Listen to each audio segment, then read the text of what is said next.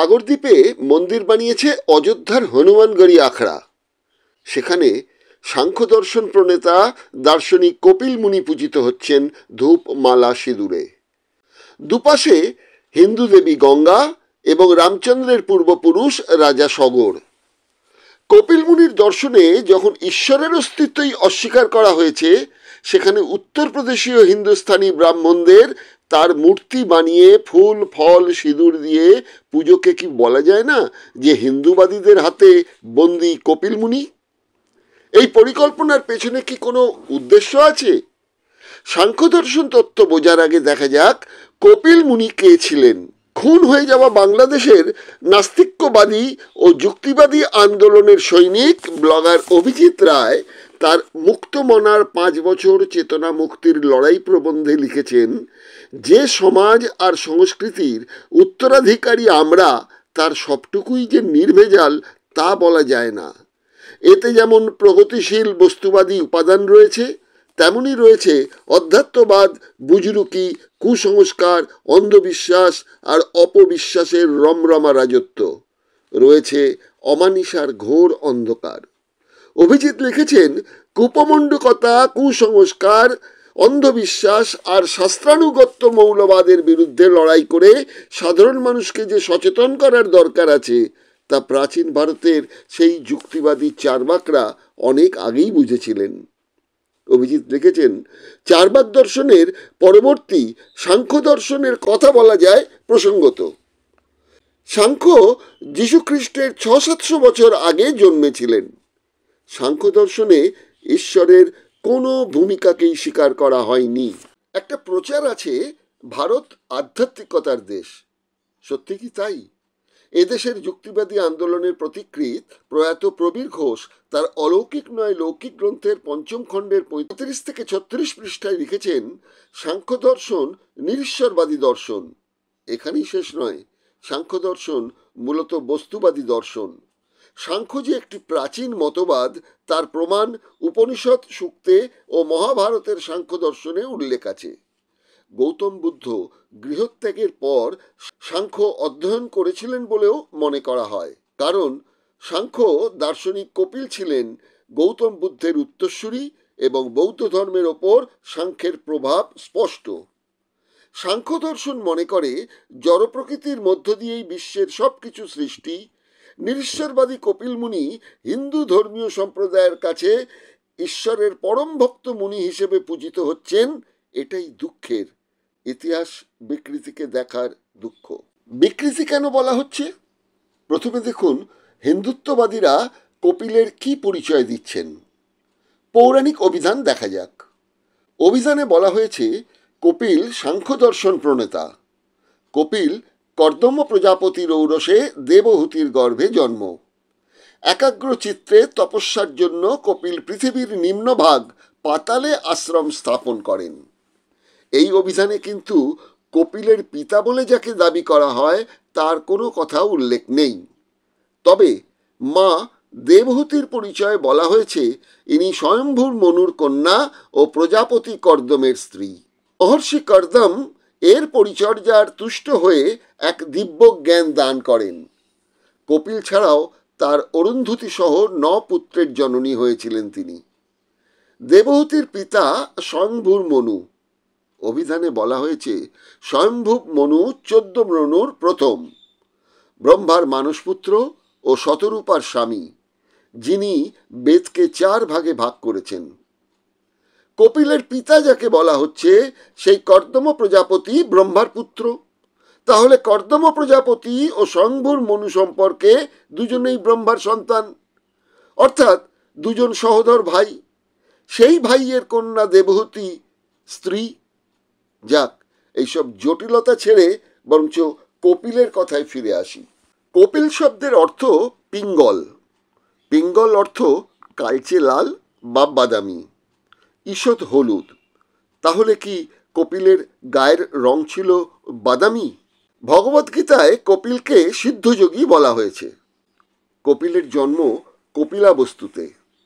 কপিলাবস্তু লালচে মাটির দেশ। ঐতিহাসিক আর্চিবাল্ড ক্যালাইন গোরক্ষপুরের উত্তর পশ্চিমে বলিয়াতাল নামে এক হ্রদের কাছে যে প্রাচীন নগরের ধ্বংসাবশেষ পাওয়া যায় তাকেই কপিলাবস্তু নামে চিহ্নিত করেছিলেন। কিন্তু এই তত্ত্ব খারিজ করে দেন আরেক ভূতাত্ত্বিক ডক্টর অ্যান্টন ফুরাজ। শুরু হয় কপিলাবস্তুর অনুসন্ধান। নেপালের তরাই অঞ্চলকে নির্ধারণ করে অনুসন্ধানের দায়িত্ব পান পূর্ণচন্দ্র মুখোপাধ্যায়, এক বঙ্গ সন্তান। আবিষ্কার হয় নেপালের লুম্বিনী অঞ্চলের একটি জেলা শহর হচ্ছে কপিলাবস্তু। এই শহরেই জন্মেছিলেন গৌতম বুদ্ধ। কপিল মুনিকে কক্ষীগত করতে শ্রীমদ্ ভগবদ গীতায় কৃষ্ণ বলেছেন, বৃক্ষের মধ্যে আমি বট, ঋষিগণের মধ্যে আমি দেবর্ষি নারদ, গন্ধর্বদের মধ্যে আমি চিত্ররথ, সিদ্ধগণের মধ্যে আমি কপিল। কিন্তু বৌদ্ধদের অনেকে বলেন গৌতম বুদ্ধই পূর্বজন্মে কপিল ছিলেন।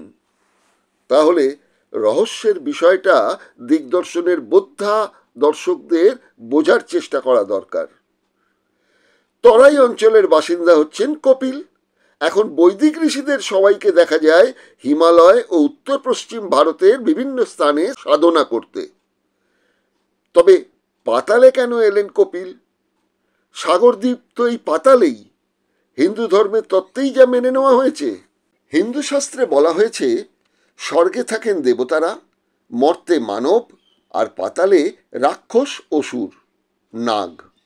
অর্থাৎ বেদে পুরনো পূর্বাঞ্চল যে আমরা বৃহৎবঙ্গ বলে জানি সেটা ভারতের নিম্নাঞ্চল। এই অঞ্চলে বৈদিক সাহিত্য পাতাল এবং বেদে ম্লেচ্ছ স্থান হিসেবে বলা হয়েছে। মধ্যযুগেও যেসব বণিক ব্যবসার প্রয়োজনে এই বৃহৎবঙ্গে আসতেন তারা প্রয়াগে ফিরে গিয়ে ত্রিবেণী সঙ্গমে স্নান করে শুদ্ধ হতেন, কেননা পাতাল অর্থাৎ বৃহৎবঙ্গ তো ম্লেচ্ছ স্থান। বিষ্ণু পুরাণে আবার বলা হয়েছে সর্বত্রগামী নারদ কিন্তু উত্তর ও মধ্য ভারতে ঢেকিতে চড়ে ওড়ার অনুমতি পেলেও পাতালে আসার অনুমতি তিনি পাননি। না হলে বিষ্ণুর অনুমতি নিতে হলো কেন? পাতাল ভ্রমণের জন্য বিষ্ণুর অনুমতি নিয়ে তিনি গেলেন পাতাল ভ্রমণে। পাতাল থেকে ফিরে আসার পর দেবতারা তো কৌতূহলে তাকে ঘিরে ধরল। কেমন দেখলে পাতাল?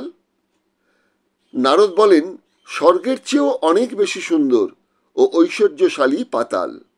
অজস্র মণিমুক্তর ছটায় পাতাল আলোকিত। সেখানে চাঁদ সূর্যের জ্যোতির কোনো প্রয়োজনই নেই। পাতালের বাসিন্দা রাক্ষস, নাগ ও অসুরেরা। দেখুন, একটু একটু করে কিন্তু সেই রহস্যের পরত খুলছে। এবার বলবো সেই চমকপ্রদ বিস্ফোরক তথ্যের প্রথম অংশ।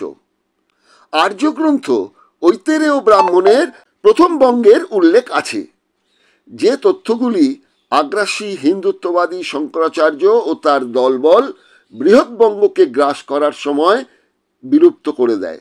কপিল আসলে ছিলেন আপাদমস্তক বঙ্গ সন্তান।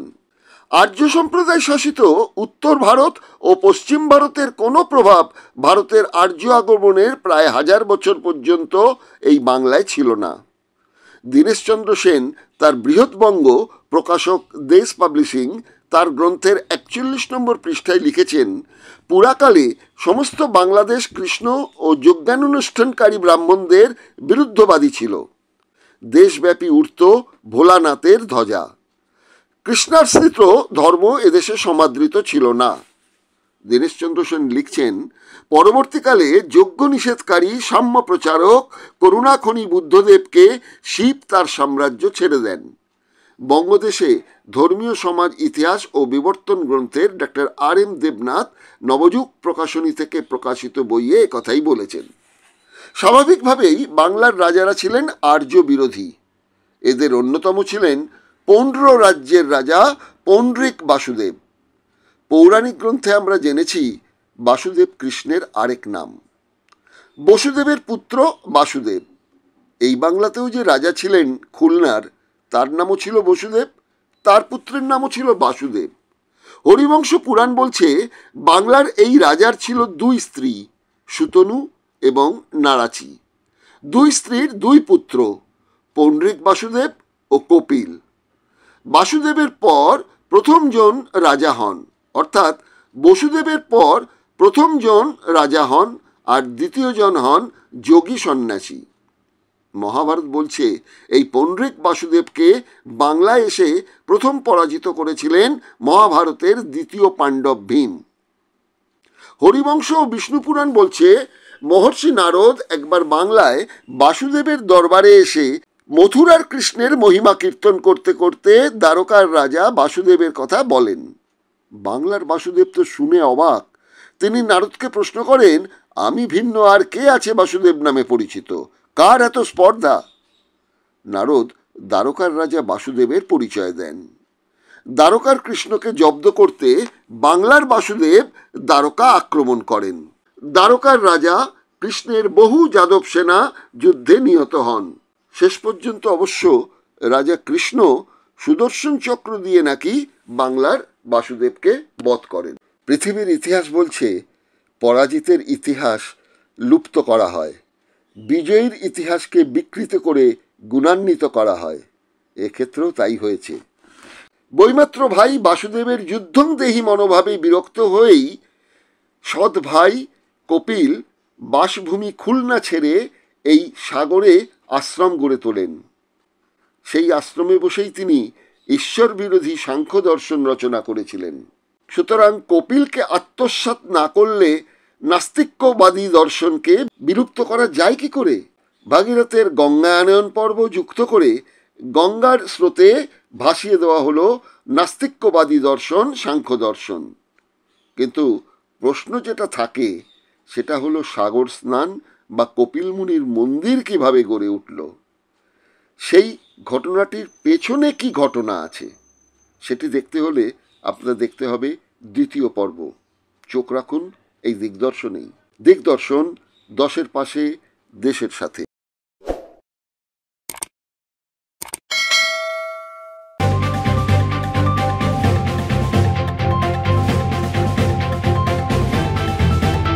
রংহীন সংবাদ আর অজানা তথ্যের জন্য দেখুন দিগদর্শন, 10-এর পাশে, দেশের সাথে।